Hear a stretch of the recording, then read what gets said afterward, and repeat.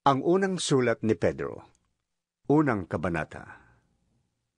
Mula kay Pedro, apostol ni Jesucristo, sa mga hinirang ng Diyos na nakakalat sa mga lalawigan ng Ponto, Galacia, Cappadocia, Asia at Bithynia.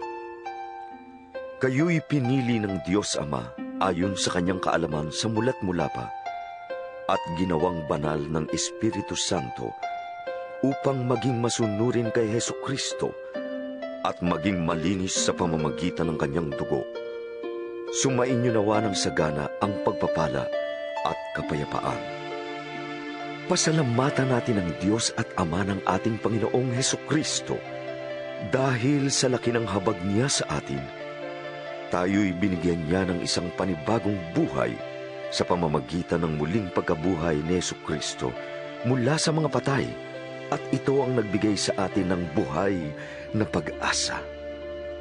Makakamit natin ang isang kayamanang di masisira, walang kapintasan at di kukupas, na inihanda niya sa langit para sa inyo. Sapagkat kayo'y nanalig, iingatan kayo ng kapangyarihan ng Diyos habang hinihintay ninyo ang kaligtasang niyan na ihahayag sa katapusan ng panahon. Ito'y dapat ninyong ikagalak kahit na maaaring magdanas muna kayo ng iba't ibang pagsubok sa loob ng maikling panahon. Ang gintong nasisira ay pinaparaan sa apoy upang malaman kung talagang talisay. Gayon din naman, ang inyong pananampalataya na higit na mahalaga kaysa ginto ay pinaparaan sa pagsubok upang malaman kung talagang tapat. Sa gayon kayo'y papupurihan, dadakilain at pararangalan sa araw ng mahayag si Jesucristo. Hindi ninyo siya nakita kailanman, ngunit siya'y inibig na ninyo. Hindi pa rin ninyo siya nakikita hanggang ngayon, ngunit nananalig na kayo sa Kanya. Dahil dito'y nag-uumapaw na sa inyong puso ang kagalakang di kayang ilarawan sa salita, sapagkat tinatanggap na ninyo ang bunga ng inyong pananampalataya, ang inyong kaligtasan. Tungkol sa kaligtasang ito, masusing nagsiyasat at nagsuri ang mga propetang nagpahayag tungkol sa kaloob na nakalaan sa inyo. Sinuri nila kung kailan at paano ito mangyayari. Ang panahong ito ang tinutukoy ng Espiritu ni Kristo na nasa kanila nang unang ipahayag nito ang hirap na titiisin ni Kristo at ang karangalang tatamuhin niya. Nang kanilang ipahayag ang mga katotohanan ito, ipinaunawa sa kanila ng Diyos na ang ginagawa nila ay para sa inyo at hindi para sa kanila. Ang mga katotohanan ito'y narinig ninyo ngayon sa mga nangangaral ng magandang balita ng Diyos sa kapangyarihan ng Espiritu Santo na sinugo sa kanila mula sa langit. Maging ang mga anghel sa langit ay nanabik na maunawaan ang mga katotohanan ito. Kaya nga, ihanda ninyo ang inyong mga isipan para sa dapat ninyong gawin. Maging mahinahon kayo at lubos na umasa sa pagpapalang tatamuhin ninyo kapag nahayag na si Jesucristo.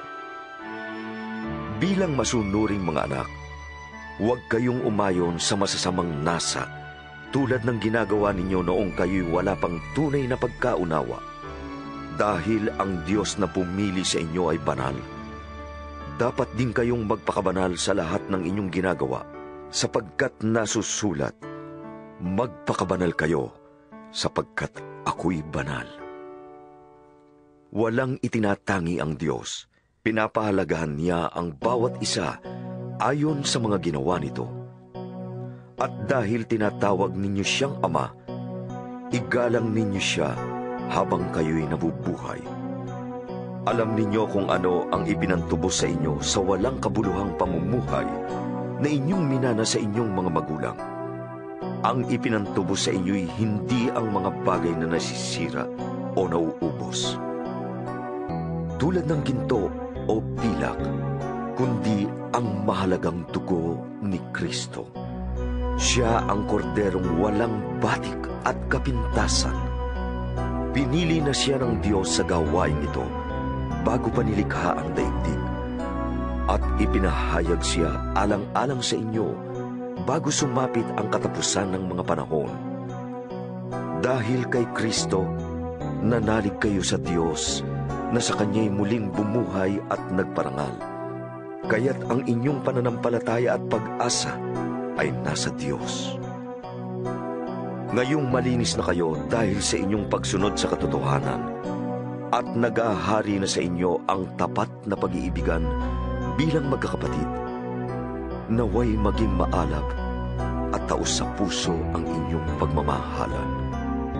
Sapagkat muli kayong isinilang, hindi sa pamamagitan ng taong may kamatayan, kundi sa bisa ng buhay at di nagbabagong salita ng Diyos.